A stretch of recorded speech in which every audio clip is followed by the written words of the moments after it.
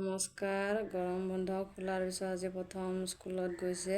কালিৰে পৰা কৈছিল স্কুলত নাযাওঁ বুলি, কিন্তু মই ক'লোঁ বোলে ফ্ৰেণ্ডবিলাক লগ পাবা চবকে, ইমান দিন যোৱা নাই, তেতিয়া বাৰু দিগদাৰী কৰা নাই, যাম বুলি কৈছে।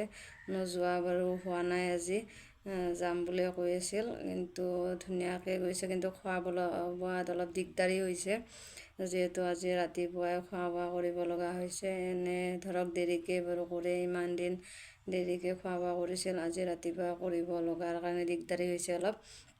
তাৰ কাৰণে বাৰু বেছি একো সেই হোৱা নাই, তথাপিও নাখাওঁ বুলি কৈ আছিল। তথাপি বাৰু খুৱাই বোৱাই পঠাই দিছোঁ। আৰু এতিয়া গৰম চাওকচোন, ৰাতিপুৱা ইমান ৰ'দ নাছিল, এতিয়া কিমান ৰ'দ দিছে। এয়া গৰমৰ কাৰণে চলিবিলাক ইমান কষ্ট পায়, দিগদাৰী হয়। মানে স্কুলত যাব লাগিলে জোতা মোজা পিন্ধি আমি ঘৰতে থাকিব পৰা নাই, আৰু সিহঁতে কিমানখিনি গৰম পায়, সৰু বাচ্ছা। যদি আৰু বহুতে কৈ আছে মোৰ ভিডিঅ'বিলাক পোৱা নাই, যোনে চাই আছিল তাৰ কাৰণে কৈ আছে বোলে ভিডিঅ'বিলাক পোৱা নাই। মই এতিয়া ভাবিছোঁ কিয় বা পোৱা নাই, গম পোৱা নাই ময়ো। যদি আপোনালোকৰ ভিডিঅ'টো ভাল লাগিছে লাইক কৰিব, কমেণ্ট কৰিব আৰু ছাবস্ক্ৰাইব কৰিবলৈ যাতে নাপাহৰে। আজিলৈ ইমানে।